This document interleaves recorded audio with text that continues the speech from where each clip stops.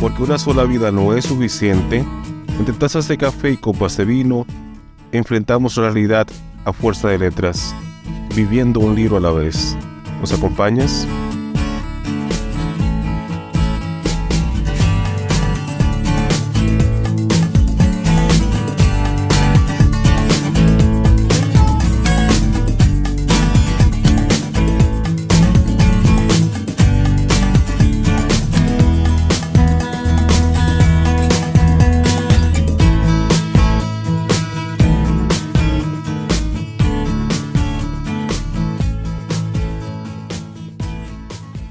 Hablamos del libro El mundo y sus demonios, de Carl Sagan.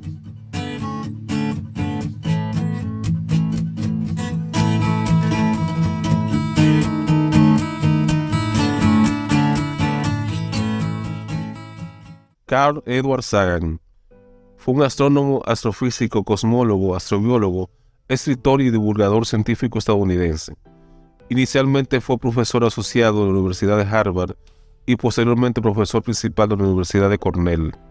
En esta última fue el primer científico en ocupar la cátedra David Duncan de Astronomía y Ciencias del Espacio, creada en 1976, y además fue director del Laboratorio de Estudios Planetarios. Fue un defensor del pensamiento escéptico científico y del método científico, pionero de la exobiología, promotor de la búsqueda de inteligencia extraterrestre a través del proyecto SETI.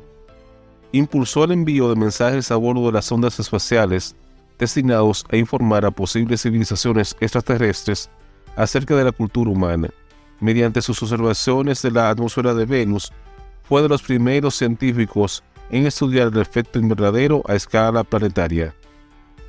Carl Sagan ganó gran popularidad gracias a la galardonada serie documental de televisión Cosmos, un viaje personal, producida en 1980, de la que fue narrador y coautor. Fue la serie más vista en la historia de la televisión pública estadounidense, con una audiencia de más o menos 500 millones de personas en unos 60 países. Para acompañar la serie se publicó el libro Cosmos. También escribió la novela de ciencia ficción Contact de 1985, en la que se basó la película homónima de 1997. Sus publicaciones, que contienen 595,000 artículos, están archivados en la Biblioteca del Congreso de Estados Unidos. También publicó numerosos artículos científicos y fue autor, coautor o editor de más de una veintena de libros de divulgación científica. En 1968 ganó el Premio Pulitzer de Literatura General de No Ficción por su libro Los Dragones del Edén. A lo largo de su vida, Sagan recibió numerosos premios y condecoraciones por su labor como comunicador de la ciencia y la cultura.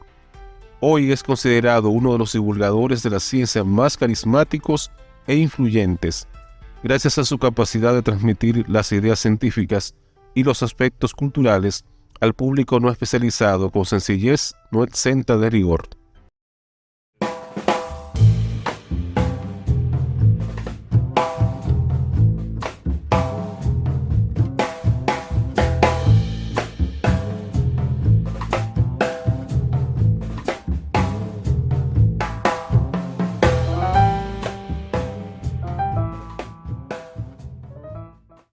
La ciencia avanza con errores y los ha eliminado uno a uno.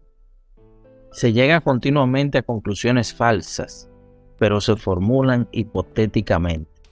Se plantean hipótesis de modo que pueden refutarse.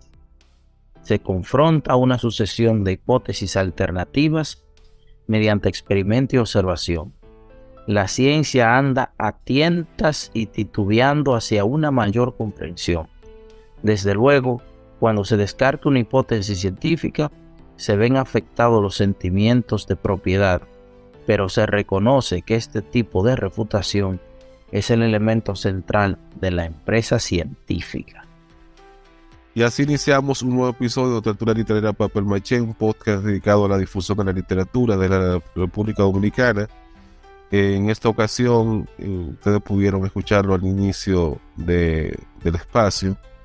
Contamos con la grata compañía de César Canela, quien es un docente de filosofía de la Pontificia Universidad Católica Madre y Maestra, aunque ahora mismo estás haciendo, César, ¿verdad?, un doctorado en Valencia, me parece que es, en España, y desde allí, Salamanca.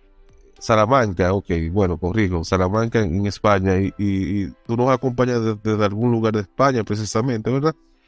Sí, así es. Estoy hoy desde Bilbao porque estoy en actividades relacionadas al doctorado. Ah, perfecto, entonces, bienvenido sea César, ¿y cómo te sientes? Yo me siento muy bien y más hoy que pues tenemos este episodio, el tema que vamos a hablar me gusta mucho y por supuesto pues me alegro porque siempre es importante difundir los conocimientos que uno de alguna manera cree que tiene, también para crear un espacio de diálogo y de reflexión. Excelente. César, vamos a comenzar por hablar un poco de ti, de tu trayectoria como docente, como divulgador de filosofía, porque tú también haces algunos espacios para las redes sociales en los que habla de filosofía. Cuéntanos un poco de tu vida, de dónde eres, qué haces allá en España ahora mismo, un poquito de detalles sobre el doctorado que estás haciendo. Y nada, cualquier cosa que tú entiendas que, bueno, tus lecturas también, que tú sabemos que eres una persona que tiene el hábito de lectura muy arraigado. Entonces, háblanos un poquito de ti. Pues bueno, gracias. Tú sabes que a veces no es tan fácil que uno hable de uno, pero Sí, a veces hay que hacerlo. hay que hacerlo. Sí, Bueno, yo, como ya has dicho tú, mi nombre es César. Yo tengo 12 años de experiencia docente prácticamente. Me quedan unos meses para cumplirlo. De los cuales he dedicado 7 años a la educación primaria, secundaria. O sea que eso para mí fue una época muy importante. Y 5 años de los cuales todavía estoy pues trabajando a la educación superior en varias universidades, en el ámbito de la docencia y en el ámbito de la investigación, en fin, ese tipo de cosas. Yo he estudiado especialidades en ciencia de la educación, algunas cuestiones relacionadas con ciencia política, y bueno, y en mi vida personal pues me dedico al voluntariado, sobre todo con organizaciones sin fines de lucro, especialmente de jóvenes. En Monseñor Noel, yo soy de Bonao, República Dominicana. A veces la gente cree que yo soy de Santiago, soy de La Vega, pero soy de Bonao. Y bueno, además de eso, pues soy miembro de la directiva de la Federación de Campesinos hacia el Progreso. Eso es en Bonao, una institución pues dedicada al fomento del campesinado y sobre todo también al fomento de la ecología, del cuidado del medio ambiente. Yo soy uno más, obviamente. Yo estoy ahí, hay un equipo de trabajo y yo soy parte de ese equipo de trabajo. En fin, y en otras cuestiones, pues soy un músico empírico y hago énfasis en empírico porque obviamente no soy académico, pero sí que me gustan los instrumentos y en un momento tocaba mucho flauta, de hecho todavía guitarra. Y últimamente estoy tocando ukelele por la portabilidad del instrumento y nada, el pasatiempo pues en el campo. Y en lo que me hablaste en torno a la difusión de la filosofía, y yo tengo un podcast que se llama Live Filosófico. Es verdad que en la primera temporada se acabó el año pasado porque es que para producir un podcast se necesita pues mucho tiempo realmente. Pero hay una primera temporada de difusión de temas de filosofía y distintas cosas. Hay un canal de YouTube que se llama igual lo mío. En las redes sociales todo se llama Live Filosófico. Live con V filosófico, todo lo que tiene que ver. Y en Instagram, que yo pienso que es la plataforma como para mí la principal, pues ahí es donde yo pongo últimamente videos cortos. La idea es simplemente pues producir interés en temas filosóficos y a quien le interese pues yo le dejo la fuente, le dejo los libros y lo pueden leer y revisar, que es lo que yo pienso que es lo más práctico para este tipo de cosas realmente. Y en torno a la lectura, ¿qué te digo? Tú sabes que para mí siempre ha sido eso de la lectura una incógnita, porque realmente Yo no sé si leo mucho o si leo poco, porque yo tengo unas amistades que, Dios mío, y a veces nos compartimos y vamos hablando. Entonces, cuando yo voy leyendo un libro, ellos van leyendo dos, y en fin, en fin. Pero lo que yo sí creo es que la lectura es fundamental para uno reflexionar, para profundizar. A mí lo que me gusta es la filosofía, y después de la filosofía, la literatura clásica. O sea, eh, cosas como Virgilio, por mencionarte a un autor clásico, mitológico, eh, y así sucesivamente, o el mismo Homero, pero también, vamos a decir, sin quedarme tan lejano para allí, pues los textos de más recientes, qué sé yo, de la literatura clásica española, Calderón de la Barca, o puede ser también el mismo Shakespeare, para mí el tema del inglés. Bueno, y en la filosofía, pues me gusta mucho la filosofía antigua. Últimamente he estado muy vinculado a las lecturas de los diálogos de Platón, con lo cual he escrito algo. Y yo he estado vinculado a eso porque me tocó en esta oportunidad impartir filosofía antigua. Entonces empecé una revisión ahí. La verdad que me gustó mucho, me ha gustado mucho eso. Y luego en la filosofía pues más reciente, moderna, pues he leído uno que otro de los grandes filósofos alemanes: Kant, Schelling, Hegel, Fichte, eh, el mismo Marx, eh, Nietzsche, etcétera.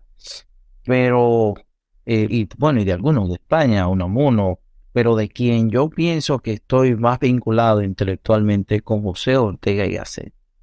Obviamente, porque con ese personaje es que estoy haciendo mi tesis doctoral, y se cae de la mata que sea de quien estoy más leyendo.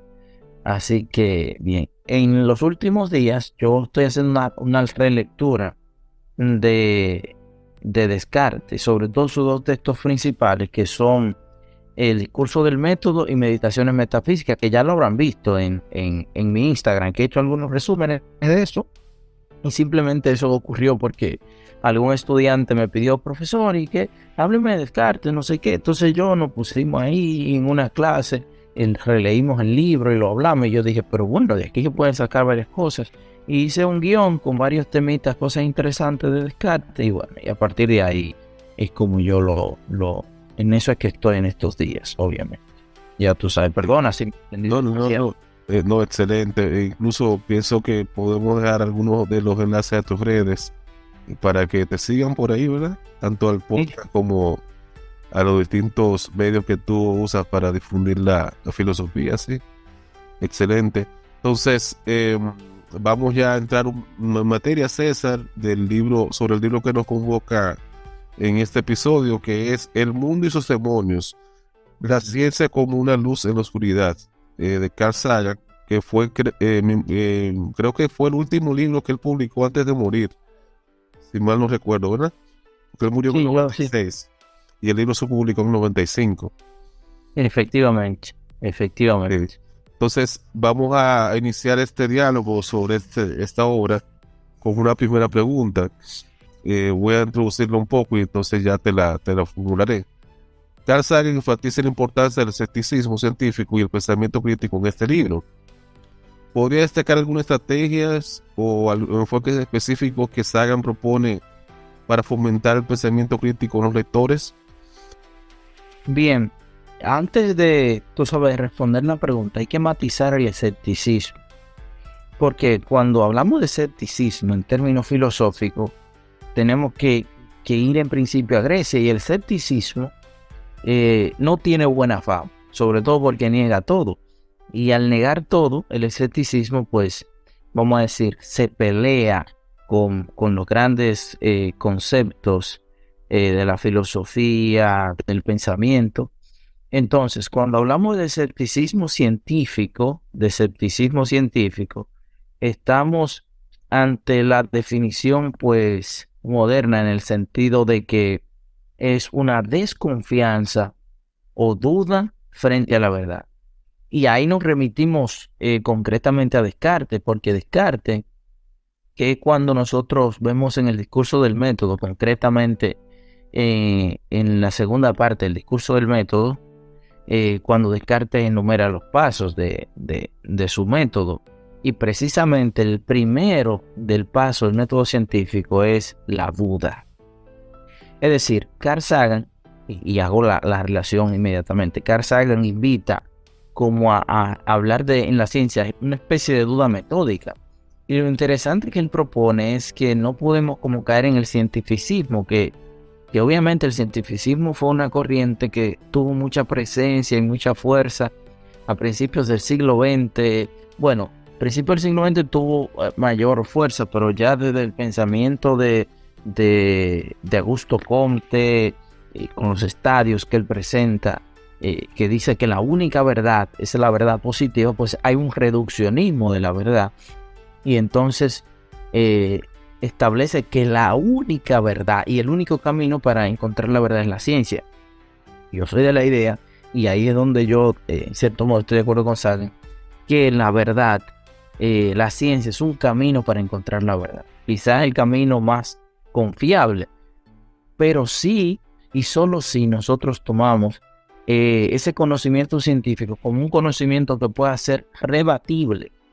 Porque si el conocimiento científico se erige como una ley absoluta en donde no cabe el diálogo, pues al final no tiene sentido. Al final, incluso, esa propuesta científica que no permite el diálogo es anticientífica según el pensamiento de Carl Sagan, obviamente, que ahí es la cuestión interesante. Y por eso yo pienso que quizás hay que poner la vista en eso.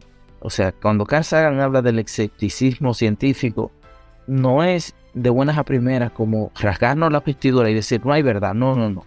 Es que aunque descubrimos algo, siempre existe la posibilidad de que eso pueda ser refutado porque hay distintos elementos. Ejemplo de esto es en la historia de sobra. Por ejemplo, se tenía la certeza por muchos siglos de que la Tierra era plana. Y eso amén de que Aristarco de Samos ya había dicho antes de Cristo, varios siglos antes de Cristo, de que la Tierra era esférica. Pero bueno, como no se tenía certeza de eso, las explicaciones de Platón y Aristóteles fueron, vamos a decir, un poco más, más terminadas, y al final triunfó esa. ¿Pero por qué triunfó? Porque también en la ciencia hay una cosa que lo que ofrece mayor certeza o una explicación más completa es la teoría más aceptada. Luego ya, al final de la Edad Media, principio de la modernidad, pues definitivamente desaparece esa concepción de la Tierra como plana y se descubre que la Tierra es esférica. Claro, esto produce una crisis en la sociedad, una crisis política, social, porque la verdad ya deja de ser administrada por el poder de alguna manera, por ese tipo de poder de la época. Y entonces la verdad pues entonces toma otro camino, vamos a decir, más accesible, por decirlo de una manera. Y esto hay que decirlo porque yo me gusta matizarlo, porque los de la Edad Media y los de la Edad Antigua no eran tontos, que a veces es la idea de la gente que va apresurada a la reflexión, que dice, uy, que la modernidad, que nosotros la razón, que la ciencia. Sí, claro, nosotros tenemos avances, tenemos la capacidad de comprender ciertos aspectos de la ciencia, pero todo el conocimiento científico que hoy tenemos se construyó encima de la base intelectual, filosófica que construyeron los antiguos y los medievales. Entonces yo por eso creo que la propuesta de Sagan es precisamente una ciencia abierta en el sentido a profundizar. Y creo que Sagan, perdona, que me emociono. Creo que Sagan también, y esto pues estoy casi seguro que no, porque sabe que para uno hacer estas comparaciones hay que hacer unos estudios bien minuciosos y a fondo, pero yo puedo decir que tiene una relación al falsacionismo de Karl Popper, que hay una cosa que Karl Popper dice muy bonita en su pensamiento, y es que él dice, bueno, todos los cisnes son blancos, ¿verdad que sí? Así, sí, todos los cisnes son blancos, así. Pero resulta que hay que estar abierto porque puede aparecer un cisne negro. Y ya si aparece un cisne negro, pues ya la tesis de que todos los cisnes son blancos se cae. ¿Y qué significa esto? Que cada vez que se da un paso de investigación científica, siempre hay que abrir las puertas. No se puede cerrar. Fíjate que otro ejemplo de la biología era que cómo se definían los mamíferos. Los mamíferos se definían como animales que tienen pelos, que son vivíparos, es decir, que para sus crías vivas, y que son amamantados por sus madres. Bueno, pues resultó que un día cualquiera descubrieron al ornitorrinco y estaban desconcertados y decían, oye, que tiene el pico de pato, tiene el cuerpo de una nutria y tiene la cola de un castor. ¿Y qué hacemos?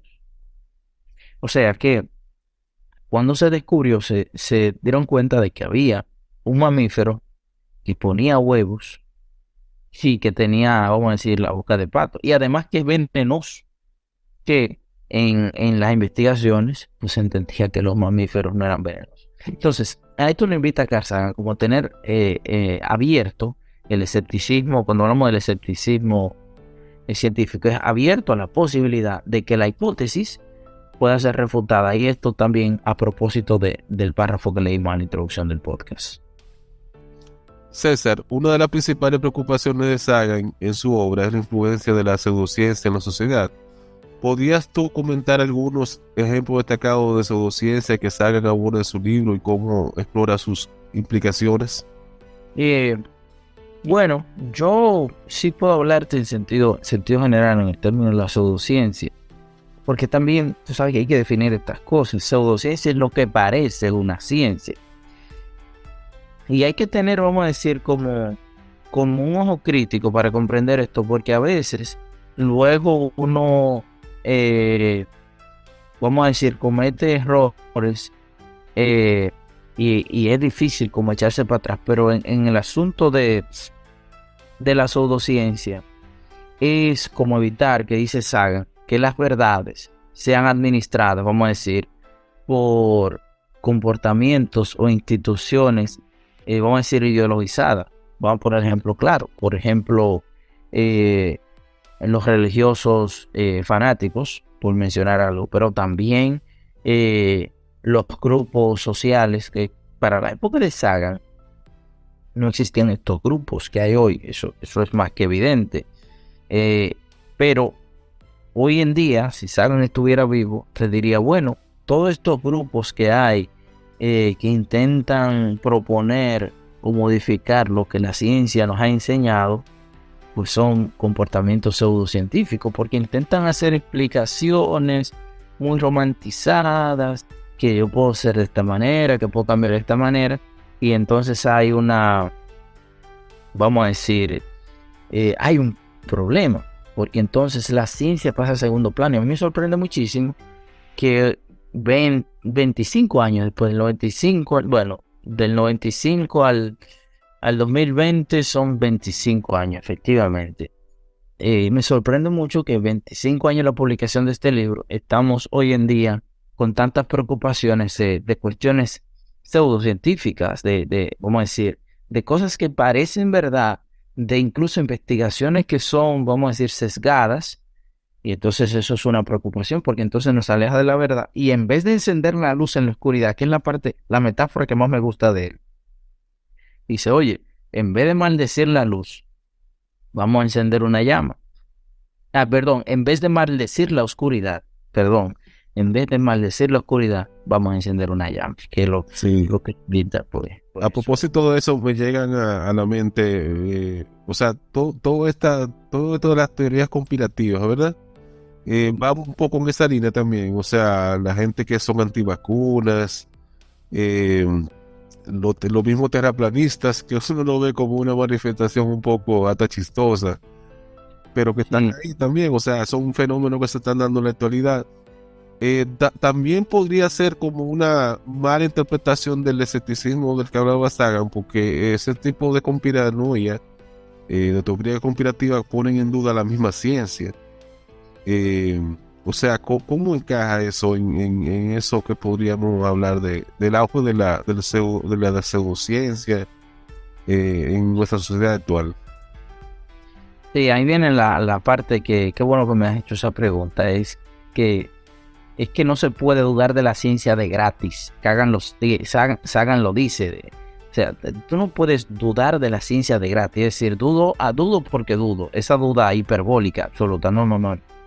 Es que el escepticismo científico habla de la duda, pero a partir de una posibilidad estudiada. Es decir, no es que se descubrió y se definió que una cuestión es una ley. Ya yo voy a empezar a hacer refutaciones como, vamos a decir, como un niño dice, bueno, no estoy de acuerdo, no, no, sino la duda científica parte incluso existe un método, y yo, por así decirlo, el método quizás, y hay que remitirse a Descartes, precisamente es observar, mirar, dudar, ir bueno, y analizar minuciosamente hasta llegar y ver que lo que propone o lo que se propone en esa investigación es una verdad clara y distinta. En Sagan yo creo que hay mucha actualidad de esto, a mi modo de verlo, y quizá un especialista en Sagan puede decir otra cosa, pero a mi modo de verlo creo que hay mucho de esto de Descartes Sí. y más adelante de Popper. Sí, y en la pregunta que me dices, pues yo creo que las pseudociencias son un peligro realmente. Y una cosa que dice Sagan, y que en la que yo no estoy del todo de acuerdo, pero la dice él dice, bueno, que las religiones de alguna manera son como el santuario, el espacio de la pseudociencia. Lo dice, pero yo no estoy de acuerdo porque las operaciones o lo que busca la religión es muy distinto a la ciencia. La religión no busca explicar la realidad, de hecho no tiene métodos para explicar la realidad y mucho menos. Lo que intenta es pues acercar al hombre a unos criterios morales a través de unos gestos y unas formas, de un simbolismo que de alguna manera pues hace que la gente conecte con sí misma. Es decir, claro, cuando la ciencia pretende administrar el conocimiento y a través de dogmas y a su antojo definir la verdad, pues sí, es una pseudociencia. Como lo puede ser también, o lo es el psicoanálisis, que el psicoanálisis si no se parte también de avances científicos y del apoyo, ¿cómo decir?, de cuestiones definidas a lo largo de la psicología, pues también cae en lo mismo, porque como tú el método, por dónde lo agarras, ese tipo de cosas, sí.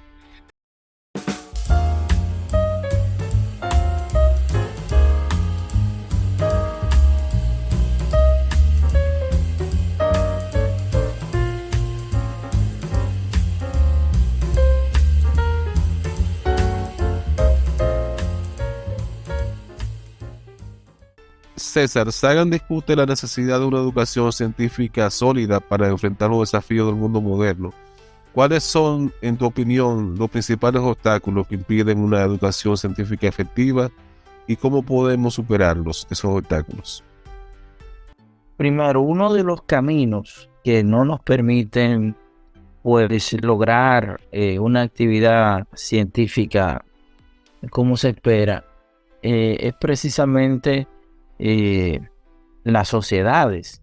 Es precisamente las sociedades porque el mismo sistema educativo muchas veces no está diseñado para profundizar en actividades científicas, sino que el sistema educativo muchas veces está diseñado para perpetuar la estructura social y política del estatus. Cosa que vamos a decir, yo no critico eso, porque independientemente de quién esté gobernando una nación, la educación es un instrumento para mantener el equilibrio y todas esas cosas, es decir, sin romantizarlo. Pero creo que uno de los obstáculos es ese, los espacios educativos. Otro obstáculo es todas estas ideas sensacionalistas que tenemos, que son un poco complicadas, que van desde la religión, o sea, hay fundamentos y cuestiones religiosas que al final terminan, vamos a decir, negando cualquier cosa científica simplemente porque no lo entienden. Es que esto es increíble. Mira, por ejemplo, la evolución de Darwin, por mencionarte algo. obviamente no es una ley, no está comprobado definitivamente la evolución. Lo que hay es vestigios, ¿verdad? Entonces tú te encuentras con grupos que te lo afirman la evolución como que es una ley, pero es una teoría, no una ley. Pero hay otros grupos que tú te lo encuentras que la rechazan definitivamente. Entonces estas actitudes dogmáticas, por llamarlas de una manera, son sin duda ninguna obstáculos para una educación científica. Y otra cosa también es que si te fijas en el mundo, no se le está dando desde, vamos a decir, yo tengo que decirlo, desde el Círculo de Viena, que empezaron a cargarse la metafísica a principios del siglo XX, y los analíticos, que son filósofos buenísimos, pero se cargaron la metafísica. Claro, la intención de ello era hacer más científica la sociedad, pero resulta que de forma curiosa, la ciencia sin la filosofía queda coja. Y uno de los problemas también es que tú te encuentras que te quieren proponer cuestiones científicas antes de que a un joven o a quien esté estudiando se le puede indicar, vamos a decir, como un camino para tener unas líneas epistemológicas, unas líneas, por así decirlo, éticas, y también unas líneas metafísicas para comprender la realidad. Es fundamental para poder hacer ciencia, hacer filosofía. Y de hecho creo que ya Ortega decía eso. Y Ortega fue víctima también mientras, estaba dando el curso de qué es filosofía. Le decían, Ortega pues de alguna manera tuvo alguna vinculación con Einstein, no directa, pero sí, porque murieron en el mismo año, los dos, en 1955, ya es más que obvio que dos personajes pues de alguna manera tuvieron algún contacto, pero lo que quiero decir es que a Ortega le dijeron, la filosofía no es una ciencia, y Ortega le dijo, sí, no es una ciencia, porque es mucho más. Claro, no es que más que una ciencia, sino lo que él quiso decir es que la ciencia también necesita de la filosofía. Y yo pienso que abrirse camino a través de la filosofía es el primer espacio para la educación científica. Y mira qué extraño lo que te voy a decir. En nuestro país, República Dominicana, y en gran parte del mundo, las instituciones que más se dedican a la enseñanza de la filosofía son católicas. Y eso llama la atención. Eso tiene que llamar a la atención a la sociedad. Incluso, criticamos la religión con razones a veces sobradas, y es verdad, porque a veces se cometen muchos errores en la iglesia, vamos a decir, común. Yo a veces distingo, no lo digo esto públicamente, pero yo distingo, vamos a decir, la iglesia teológica, intelectual, de la iglesia de común de cada día. Ambas son importantes, pero la que está, vamos a decir, en el campo intelectual, pues está muy clara de esto de la ciencia. Entonces, es por ahí, como, oye, si ellos están en eso, ¿por qué no lo estamos haciendo nosotros? Que no estamos en ese escenario. Y yo pienso que por ahí va la cosa. Para no cansarte mucho, en principio, pues uno, la realidad del sistema educativo no permite o no se crean las condiciones para eso. Dos, el dogmatismo religioso, por decirlo, o el dogmatismo de cualquier manera. Tú mencionaste los conspiranoicos. Algunos conspiranoicos dicen algunas cosas que son interesantes, porque personalmente son interesantes en un sentido, pero cuando uno la atraviesa por el pensamiento lógico científico, dice, oye, ¿qué es lo que está diciendo esto? Es una tontería. Pero ahora también hay que tener cuidado que a veces para eliminar una hipótesis se les tilda a alguna gente de conspiranoicos, que también hay de todo y hay que uno no puede tampoco cerrarse. Y el tercer elemento es la filosofía. La enseñanza filosófica es fundamental para poder tener un pensamiento pues científico, claro, y sobre todo abierto, porque la filosofía es el camino que nos enseña que la verdad, lo que sabemos, lo sabemos entre todos, que eso es importante. Tú te fijas en el pensamiento filosófico, que cuando una gente dice, no, que tal filósofo superó a tal filósofo, yo a veces digo, ¿qué es lo que está diciendo? Cada filósofo llegó en su época a una circunstancia de un conocimiento. y la verdad o el conocimiento lo sabemos entre todos. Bueno, lo que planteó en su momento Aristóteles, pues fue un aporte, pero también lo que fueron planteando San Agustín, Boecio, Buenaventura, Santo Tomás de Aquino, y así sucesivamente, hasta llegar a la modernidad, a Descartes, vamos a decir, Smith, y así sucesivamente. Ahora no me llega ninguno, pero bueno, todo, Kant, Fichte, Hegel, Schelling, y así sucesivamente. En el campo de la psicología también, Freud, Eric Fromm, etc. El asunto es ese, que descubrir no es solo que estamos en un ambiente de superación, sino de enriquecimiento.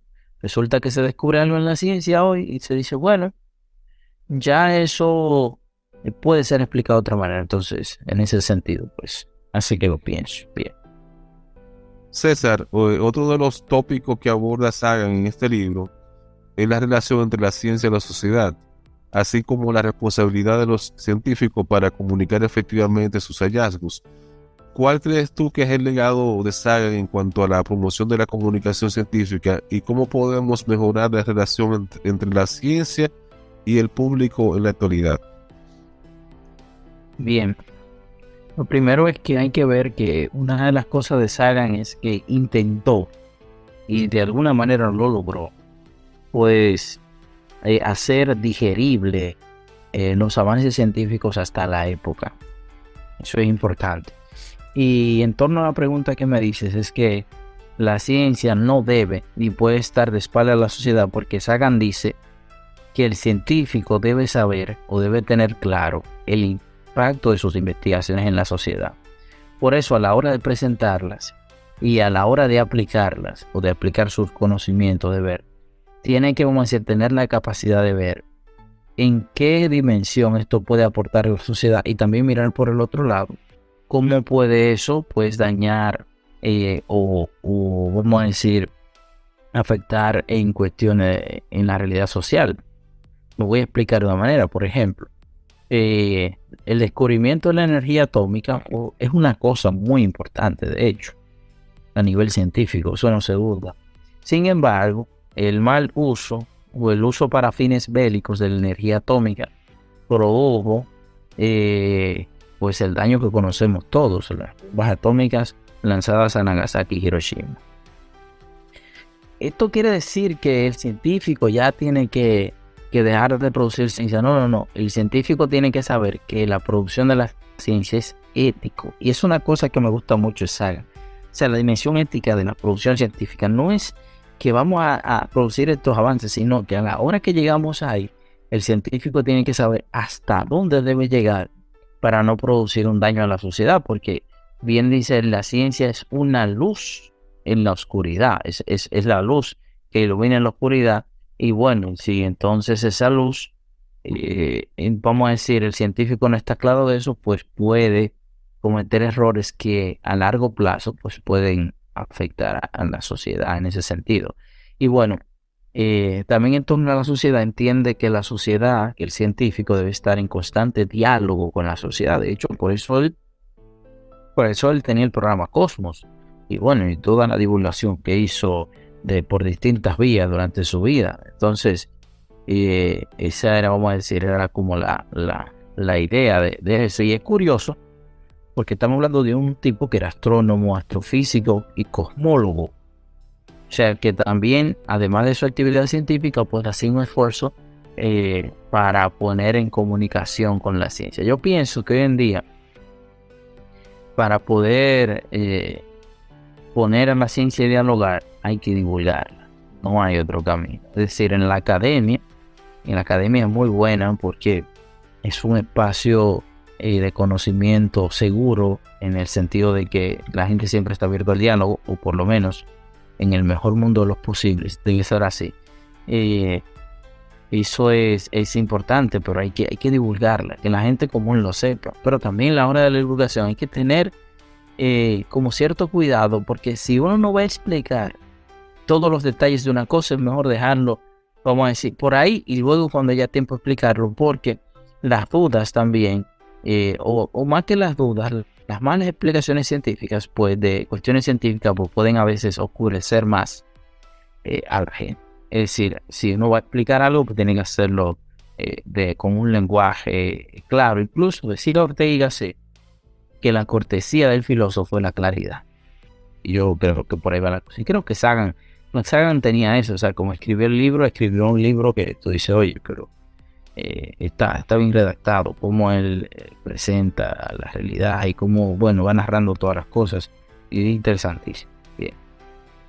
César, en este libro, En el mundo y sus demonios, este libro, El mundo y sus demonios, se publicó ya, van a ser casi 30 años, que fue, como dijimos anteriormente, en el 95, estamos en el 2023, cuando estamos grabando este podcast. ¿Crees que los temas y desafíos que Sagan aborda en esta obra siguen siendo relevantes en el contexto actual? ¿Hay algún aspecto en particular en que se haya vuelto más urgente o que necesite mayor atención en la sociedad actual? Bueno, la respuesta es sí. El libro de Sagan tiene actualidad hoy como la tuvo en el año 1995. ¿Por qué? Porque hoy más que nunca hay que combatir el pensamiento dogmático, poco reflexivo, sobre todo porque Carl Sagan es, darle un punto en el tema del pensamiento crítico, que hay que eso Sagan. O sea, el pensamiento crítico en el sentido de hablar del escepticismo científico, le toca un punto, sin duda ninguna, en ese sentido. También las observaciones que hace a la pseudociencia hoy en día también. Y es curioso porque se pensaba que a las puertas del nuevo milenio, que ya íbamos a tener avances científicos tan grandes que no íbamos a perder el tiempo en cuestiones como discusiones estériles y fanáticas, pero no, es así. Y además es obvio porque cada época tiene lo suyo y bueno, esto es lo que nos toca a nosotros, pero sí creo que tiene actualidad lo de Carl Sagan, y lo que hay que ponerle mucha atención hoy en día es a la reflexión que hacemos frente a la realidad, frente a la política. Como distintos grupos se enfocan tanto en sus posturas ideológicas que son incapaces de reconocer los daños o los peligros a los que pueden someternos esas ideologías. Y cuando digo esas ideologías, para que no, vamos a decir, quede en el aire, yo me refiero sin miedo a nada, pues a las posturas extremistas, tanto de las izquierdas y de las derechas. Digo las izquierdas y las derechas porque tienen matices cada una y que son interminables los grupos ideológicos que van surgiendo, pero yo pienso que es un peligro. Y ahí yo vuelvo y me remito a Ortega y Gasset, porque obviamente Ortega dijo en el prólogo para franceses del libro La rebelión de la masa, él dice, ser de izquierda y de derecha son de las dos maneras de ser un imbécil, porque ambas cosas son una hemiplegia moral. Bueno, quizás no así literalmente en la frase, pero sí en el fondo es eso. Y volviendo a Sagan, precisamente eso, y la actualidad de Sagan, a la luz de lo que he citado de Ortega, precisamente estar ante un pensamiento crítico, un pensamiento que diga, oye, esto me confunde. Y hoy más que nunca que no sabemos a veces si lo que vemos es verdad, porque la inteligencia artificial es una herramienta, no voy a decir que mala, pero una herramienta que aporta, pero resulta que también es un peligro.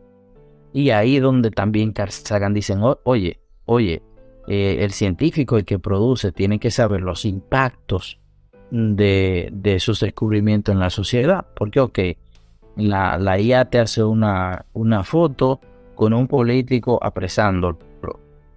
Oye, en principio, una gente que no esté bien entrada de eso, pues se confunde. Dice, mira lo que ha pasado. Y de eso no hay que hablar mucho porque estamos llenos de eso Claro. en redes sociales. Incluso, César, algunos plantean que vamos a llegar al fin de la verdad, porque tú no podrás distinguir lo real de algo que haya sido manipulado o cualquier montaje que se pueda hacer en base a lo que se llama el deepfake, por ejemplo, que tú puedes hacer que una persona aparezca en un video haciendo o diciendo algo que en realidad no ha dicho ni hecho. O sea Efectivamente. y también traigo a colación una de las frases que en la última entrevista que Carl Sagan concedió a la televisión de Estados Unidos. Él decía que vivimos, bueno, en ese momento que estamos hablando de poco tiempo después que el libro fue publicado, que él concedió esa entrevista. Él decía que en ese momento vivíamos en un mundo que cada vez dependía más de la ciencia y la tecnología, en el que las personas no sabían nada de ciencia y tecnología. Eso yo creo que se ha agudizado, no sé, en mi percepción, como que se ha agudizado más en los últimos tiempos, como que hay todavía es más urgente que la gente sepa y tenga conocimiento sobre ciencia y tecnología, en un mundo que cada vez va a depender más de eso. ¿Cuál es tu opinión al respecto? Bueno, realmente el peligro de la posverdad ha existido siempre. De hecho, los sofistas intentaban pues jugar con eso, que la verdad no es lo que es, sino la verdad es lo que el hombre piensa que es. Y hay Protágoras, por ejemplo, y que el hombre es la medida de todas las cosas. Es la frase más conocida de él, pero cuando miramos su pensamiento, como él lo propone, dice, bueno, es que lo importante no es la verdad, sino lo que la gente esté de acuerdo. O sea, en términos, vamos a decir, como una verdad, como la falacia populum. Es decir, bueno, si todo el mundo está de acuerdo y le gusta, pues adelante. Es parecido a lo de hoy. Yo creo que también ese es uno de los peligros. Que hoy en día a mí me sorprende como la gente sostiene argumentos y dice, bueno, porque mucha gente lo dice, digo yo, vamos a ver, porque mucha gente lo dice, eso es un criterio de verdad. No es un criterio de verdad, porque mucha gente lo diga. No, que es verdad porque lo dice fulano. A ver, no, porque lo dice fulano tampoco es un criterio de verdad. Porque si algo es verdad, no importa quién lo diga, lo puede decir un ignorante, por decirlo de una manera. Si lo digo, si es verdad, si se comprueba que es verdad, que vamos a decir que no es verdad porque lo dijo esa persona. Entonces, ahí yo pienso que sí, es un peligro. Y por eso precisamente en la actualidad el pensamiento es el pensamiento crítico. El pensamiento crítico tiene, vamos a decir, da la habilidad para poner en duda. Ahí está lo de Sagan. Ya hoy en día, todo lo que veas en la red, imágenes, videos o lo que sea, de temas que son controversiales, hay que tener mucho cuidado. Porque no sabemos si estamos ante una verdad o ante una manipulación de la verdad. Ahora hay que confirmar y reconfirmar de cualquier Claro. cosa de las redes, ¿verdad? Contrastarla con otra fuente también, ¿verdad? Sí, hay que hacerlo eso una y otra vez. Pero hay que tener mucho cuidado porque resulta que hay supuestas fuentes fiables que consultan fuentes no fiables. Exacto, sí. También hay que saber identificar cuáles son las fuentes confiables, ¿verdad? Sí, exactamente. Y eso precisamente parte del escepticismo científico de Sagan. Dice, bueno, si se dice eso hay que ver lo que hay, analizarlo y descubrir qué verdad hay en eso, si hay una verdad en eso. César, nada, como siempre digo, lo bueno siempre termina rápido, lamentablemente. Se nos ha pasado esta hora hablando de este libro tan interesante y de un personaje, por lo menos para todos los que vivimos en la década de los 80, nuestra niñez, ¿verdad? Que recordamos esa serie Cosmos. Sagan, por lo menos a mí me marcó desde que estaba muy pequeño. Y no sé si a ti te pasó igual, no sé, porque somos más o menos de la misma edad. Yo Yo también. me maravillaba cuando veía a ese hombre hablando de ciencia y, o sea, pues su pasión, ¿verdad?, en comunicar la ciencia. Sí, yo estaba todavía en el 95, 96, estaba un poco pequeño, tenía 5 o 6 años. Yo no me acuerdo bien. Yo que yo sí me acuerdo que en algún momento yo vi algún episodio, pero yo no tuve la capacidad de comprenderlo, sí. Pero sí me acuerdo que había una serie Cosmo. De eso no lo olvido. Pero al final no tenía yo la capacidad de entenderlo. Después sí, porque en algún momento se retransmitieron algunas y luego también hicieron otra serie Cosmo después, que al final no sé en qué quedó. Sí, es la versión de Neil deGrasse Tyson, que también es un gran admirador de Science. Creo que fue en el 2014 por ahí que se hizo un debut de la serie original. Efectivamente. Pues yo te agradezco, Edward, la invitación. Y te agradezco, pues, esto, porque también es un espacio para que uno darle visibilidad a uno. Y a veces uno no. No, y te comprometo, César, aquí públicamente a que vuelvas, porque yo sé que tú eres una persona que lee mucho, que tiene mucha lectura muy interesante y que tiene la facilidad de comunicar y de divulgar. Entonces hay que aprovechar personas como tú. Y yo sé que en algún otro momento, en los próximos meses, quizás te animes a hablarnos sobre cualquier obra, autor que yo sé que tú puedes sugerirnos para que hablemos, lo hablemos aquí como lo hemos hablado hoy, ¿verdad? Bueno, pues nos ponemos de acuerdo en lo delante. Sí, hay algunas lecturas interesantes, distopías. Exacto. Uno las ve en la literatura y cuando uno ve la realidad dice, ¿cómo puede ser posible? Entonces, exacto, sí. Eso está muy, muy vigente. O sea, como obras como 1984, El Mundo Fue. Exacto, por mencionar dos distopías, ¿verdad? Nuestro mundo actual a veces tiene unos parecidos que hasta dan un poco de miedo con relación a lo que esos escritores visualizaron o vislumbraron en esas obras de ficción, ¿verdad? Pues César, te reitero las gracias y las puertas están abiertas para que en cualquier momento volvamos a sostener una conversación tan interesante, ¿verdad? Como la que hemos tenido hoy. Aprovecho la oportunidad entonces para hacer propaganda. Claro, y vamos a dejar los enlaces a tus redes, claro, para que la gente te siga, claro. Así que me sigan en Instagram, Canela César, y a partir del Instagram pues van a encontrar los enlaces para el podcast y todas las demás redes. Así que muchas gracias, amigo mío. Encantado.